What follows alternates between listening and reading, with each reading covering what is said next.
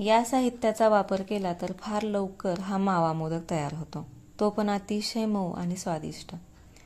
नमस्कार, मी प्रमिला। PhD कुकिंगच्या मोदक सिरीजच्या 7व्या भागात आपल्या सर्वांचं मनापासून स्वागत।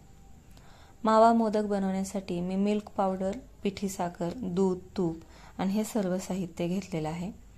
त्याचं प्रमाण सर्व डिस्क्रिप्शन बॉक्समध्ये दिलेलं आहे। सुरुवातीला गॅस बंद असतानाच कढईमध्ये मी अर्धा कप दूध घेतलंय, त्यात 2 कप मिल्क पावडर टाकायची। गरम दुधामध्ये पावडरच्या गाठी बनतात, त्यामुळे थंड दुधामध्येच ती व्यवस्थित मिक्स करून घ्यायची। त्यात पाऊण कप पिठी साखर, 2 टेबलस्पून तूप, विलायची पावडर टाकली आहे। 2 टेबलस्पून दुधात मी आधीच फूड कलर मिक्स करून ठेवला होता, ते पण यामध्ये टाकलं। आता हे सर्व व्यवस्थित मिक्स करून घ्यायचं। आता गॅस सुरू करायचा आणि सर्व मिश्रण हलवत राहायचं। मीडियम फ्लेमवर 10 ते 15 मिनिट एकसारखं मिश्रण परतावं लागतं। त्यात गुठळ्या होणार नाही याची काळजी घ्यावी लागते। 8 ते 10 मिनिटांनंतर ते घट्ट व्हायला लागतं। बघा, असं हे मिश्रण घट्ट व्हायला लागले।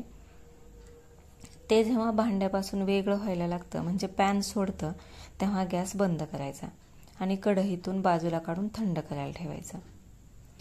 आता बघा, हे मिश्रण पूर्ण थंड झालेलं आहे, त्याला असा मऊपणा पण आलेला आहे। जर ते थंड झाल्यानंतर खूप कडक झालं असेल तर समजायचं की त्याला हीट जास्त दिली गेली आहे। तर त्यावेळी काय करायचं, 1 चमचा गरम दूध त्यामध्ये मिक्स करायचं आणि ते मऊ करून घ्यायचं। आता हे चांगलं मळून झालेलं आहे।